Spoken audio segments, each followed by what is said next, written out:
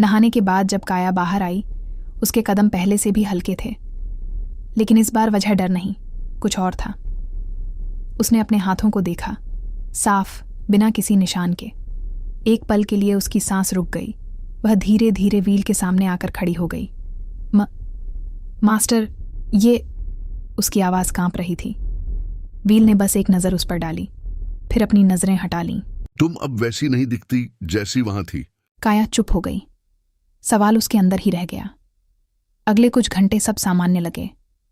काया को काम बताया गया और उसने बिना कुछ पूछे सब किया। लेकिन हर बार जब वह पानी को छूती या खिड़की से आती हल्की चांदनी उसके हाथों पर पड़ती, उसे अजीब सा एहसास होता। रात गहरी हो चुकी थी। काया अपने छोटे से कमरे में बैठी थी। खिड़की से आती चांदनी सीधे उसके ऊपर गिर रही थी।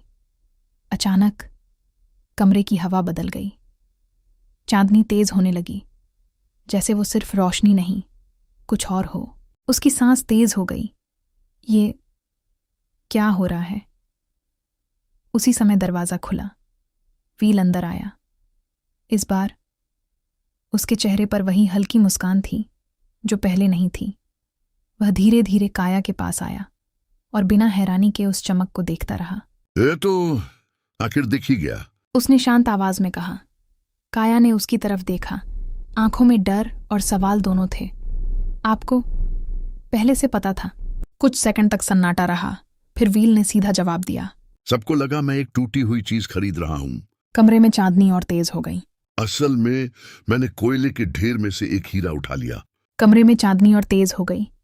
काया के हाथों की चमक अब स्थिर थी, जैसे उसने खुद को पहचान लिया हो। वह कुछ पल चुप रही, फिर धीरे से बोली, तो मैं क्या हूं? व्हील सीधा खड़ा हुआ और मुड़ते हुए कहा, अभी एक नौकरानी। एक पल का रुकाव।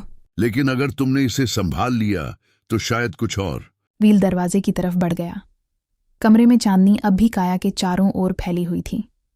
उसके हाथों की चांदी जैसी चमक धीरे धीरे स्थिर हो चुकी थी, जैसे उसने खुद को पहचान लिया हो। काया ने अपनी मुट्ठी बंद की, फिर धीरे से खोल दी। रुको। उसकी आवाज़ धीमी थी, लेकिन साफ थी। व्हील रुका, मगर पीछे मुड़ा नहीं। कुछ सेकंड तक सन्नाटा रहा। काया ने पहली बार बिना कांपे कहा, अगर मैं यहां रहूं तो क्या मैं सिर्फ नौकरानी रहूंगी? व्हील हल्का सा मुस्कुराया। वो तुम पर निर्भर करता है। चुप्पी। काया ने खिड़की से आती चांदनी की तरफ देखा, फिर अपनी नजरें व्हील की पीठ पर टिकाईं। इस बार उसके कदम खुद आगे बढ़े। वह उसके पीछे आकर रुक गई, न डर से, न मजबूरी से, निर्णय से। मैं रहूंगी। व्हील ने धीरे से दरवाजा खोला। अच्छा है, मुझे अधूरी चीजें पसंद नहीं।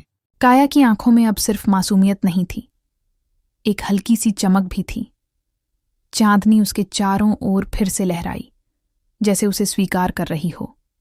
और उस रात सबको लगा था कि व्हील ने एक बेकार चीज खरीद ली, लेकिन असल में उसने कोयले के ढेर में से एक हीरा उठा लिया।